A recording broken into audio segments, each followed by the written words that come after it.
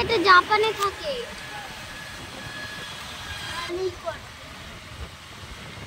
তখন তো খারাপ হয়ে গেছে। গুড আফটারনুন বন্ধুরা, কেমন আছো তোমরা? আমি সীমা প্রতিদিনের মতো আবার চলে এসেছি নতুন একটা ব্লগ নিয়ে। কি মনে প্রশ্ন জাগছে তো কোথায় যাচ্ছি? সব জানতে পারবে, চলো না একসাথে তোমাদেরও নিয়ে যাব। আজকে এই ব্যাগটাই নিব। অনেক দিন ধরে ভাবছি এই ব্যাগটা একদম ব্যবহার করা হচ্ছে না, তাই আজকে এটা নিয়েই যাচ্ছি। কেমন লাগছে ব্যাগটা অবশ্যই কমেন্ট করে বলো কিন্তু। চলো যেতে যেতে আরো অনেক গল্প করব। আগে লাইটগুলো অফ করে দিই, মানে ঠিক সময় মতো এইগুলো যদি ঠিকঠাক করে অফ না করি না, মানে ক্যামেরা করার চক্করে সব ভুলে যায়। আর বেশ কিছুদিন ধরে আমি ভিডিও আপলোড করতে পারছি না, বিশেষ করে ব্লগ দিতে পারছি না। কিন্তু কি করব জানো, মানে এতটা রাত জাগতে হয় না, সেই রাত জাগার কারণে শরীরটা সত্যি খুব খারাপ হয়ে গেছে। এই কারণেই দুদিন একটু রেস্ট নিয়েছি, তাই ভীষণভাবে দুঃখিত তোমাদের ঠিক সময় মতো আমি ব্লগ দিতে পারিনি। আমি একটা জিনিস জানি গো, যারা কন্টিনিউ ব্লগ দেখে না তাদের একটা আশা থাকে আজকে আবার কি ব্লগ দেবো দেখি। যখন না পাই মনটা খারাপ হয়, আমারও হয়, তাই বলছি গো। তাই বুঝি, সব বুঝি, কিন্তু কি করব বলো, সব সময় না এক হাতে সব করে উঠতে পারি না। বেরিয়ে গেছি কিছুক্ষণ আগে, দৃশ্য দেখেই বুঝতে পেরেছো। আর এই দেখো আকাশের সিনটা কি সুন্দর লাগছে না, আমার হঠাৎ করে মনে পড়লো। আর সাথে সাথে ক্যামেরাটা অন করে আগে শ্যুট করলাম। সুন্দর সুন্দর দৃশ্য না তোমাদের কাছে তুলে ধরতে আমারও বড্ড বেশি ভালো লাগে। আর এই দেখো গল্প করতে করতে অনেকটাই দূর পৌঁছে গেছি, কল্যাণী পার করে ফেললাম। এই দেখো কাঁচরাপাড়া চলে এসেছি আমি এখন। আর কাঁচরাপাড়ার নাম শুনে বুঝতে পেরেছো সামনে যেহেতু পুজো কি করতে এসেছি, যেটা হয় হ্যাঁ এখন একটু ফাঁকা ফাঁকা পাবো, তাই এখন থেকেই শুরু করে দিয়েছি। ওই তোমাদের দাদা যেদিন ডিউটি থাকে না সেই দিন সেই ফাঁকে ফাঁকে এই হালকা হালকা করে কেনাকাটাতে শুরু করছি। আমাদের আজকে একটু দেরি হয়েছিল, প্রায় 4:30টার দিকে বাড়ি থেকে বেরিয়েছি। মেয়েটা পড়া ছিল, পড়ে তারপরে বেরোচ্ছি, এই কারণে দেরি হয়ে গেছে। আর এসে দেখো কত লাইন পড়ে গেছে গাড়ির, কিছু করার নেই। গাড়ি এবার গ্যারেজে ডাকতে তোমাদের দাদা চলে গেল, আর আমি আর আমার মেয়ে ঢুকে পড়েছি। এখনো তোমাদের দাদা আসেনি, এই ঢুকে পড়বে। আর সেই ফাঁকে আমি একটু ফটো তুলছিলাম। এই তো এই মাত্র তোমাদের দাদা আসলো, এবার লিফটে যাচ্ছি। এই দেখো ক্যামেরা করেছিল তোমাদের দাদা, এই কারণেই কিন্তু এই অবস্থা। আসার পরে না বুঝতে পেরেছি কতটা ফুল করেছি। আমাদের দুপুরে আসতে হতো, যেহেতু আমরা একটু দূরের, একটু বলতে খুব দূরে না, ওই বাইকে আমাদের কত ওই 20 মিনিট মতো লাগে। পুজোর সময় না কাঁচরাপাড়ায় অনেক অনেক দূর থেকেও মানুষজন কেনাকাটা করতে আসে। আর এই দিকে দেখো আমার মেয়ের পছন্দ হয়েছে বোতল, ওর এত নেশা পেন বক্স আর বোতলের ওপর, বিশেষ করে পিঙ্ক কালার। এর আগেও নিয়েছে, আমি তাই বললাম একটু চেঞ্জ করে অন্য একটা কালারের নে। আজকে একটু নিজের জন্য কেনাকাটা করতে এসেছি, তাই নিজের জন্য কেনাকাটা করতে এসে না একটু ক্যামেরা করতে একটু সমস্যাই হয়েছে। আজকে মনটা ছিল আমার নিজের ড্রেসের প্রতি, না হলে একটু ভালো করে ক্যামেরা করি। কি বলো তোমরা যারা প্রতিদিন আমার ব্লগ দেখো তারা তো জানো অবশ্যই না। আর এই দিকে দেখো এই সেকশনটা কি সুন্দর, এই সেকশন সবসময় ভালো লাগে, মানে মেয়েদের জিনিস না সব থেকে কিন্তু সুন্দর জিনিস, তাই না? তারপরে কিন্তু তার মানে মেয়েদের জিনিসের থেকেও আরো ভালো জিনিস পাওয়া যায় বাচ্চাদের। উফ, বাচ্চাদের জিনিসগুলো কি সুন্দর হয়। আমি এইদিকে দুটো প্যান্ট দেখছিলাম, মানে প্লাজো প্যান্টগুলো দেখছিলাম, কিন্তু খুব একটা পছন্দ হলো না। কি বলতো, এই যে এখন না 12 মাসে কেনাকাটা চলে, এর জন্য আর মজা নেই। ছোটবেলায় কেনাকাটা করতাম, মানে দুর্গাপুজোর ঘরে ঝুল ঠুল ঝাড় হবে তারপরে, তখন একটা আলাদা মজা ছিল। এখন এই 12 মাস কেনাকাটা হয় বলে না আর সেই মজা নেই। এখন প্রায় 6:30 বেশি বেজে গেছে, টাইমটা সঠিক বলতে পারলাম না। আমরা স্টাইল বাজার থেকে বেরিয়ে গেছি, আমার জন্য একদমই কিছু পছন্দ হয়নি আমার, আমি জানতাম আমার পছন্দ হবে না। এবার আমি চলে এসেছি ওই আগমনী ওয়ার্কশপ, তার পেছনের দিকে যে মার্কেটটা সেই মার্কেটে। এখান থেকে আমি আমার জন্য কিছু না কিছু একটা পছন্দ করবই, আশা করছি হয়েও যাবে।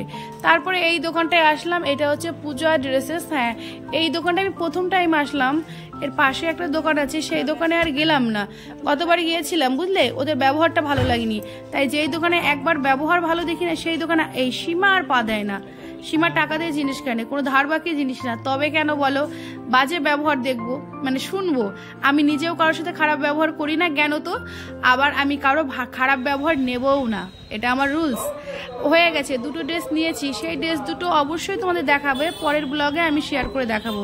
এবার আমি অপেক্ষায় দাঁড়িয়ে আছি আমার কন্যা আর আমার হাজবেন্ডের জন্য। আর এই দেখো ওরা চলে এসেছে শুট করতে যাবে। যে ব্লগটা দেখছো এটা কিন্তু 5-6 দিন আগের ব্লগ। হাই রে, আমি আজও পোস্ট করতে পারিনি, তাই তো বলবে কি করব বলো।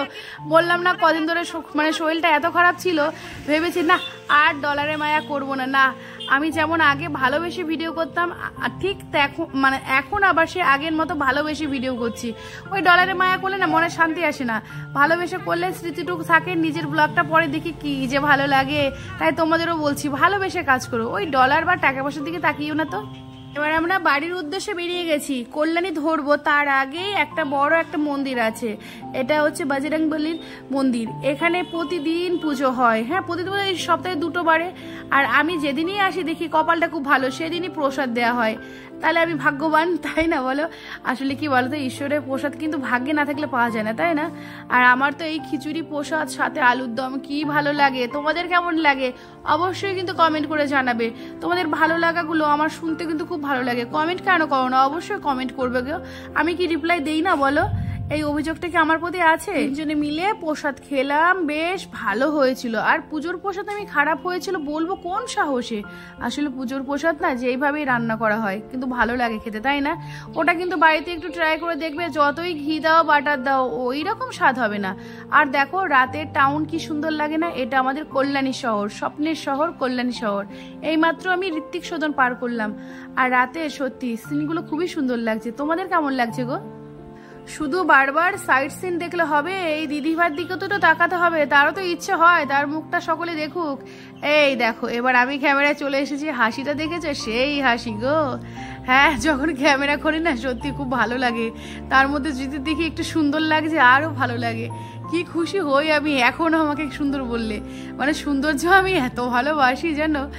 এই এগিয়ে গেছি, এগিয়ে গিয়ে আলাইপুর হয়ে বাড়ি ফিরবো, বুঝলে? এখানে ক্রিস্পি চিকেন, মানে এখানে ফাস্টফুডের একটা দোকান আছে, এই দোকানে আমরা খাবার খেতে খুব ভালোবাসি। আগে চিনতাম না বুঝলে, রেস্টুরেন্টে ঢুকতাম, এখন এখানেই আসি।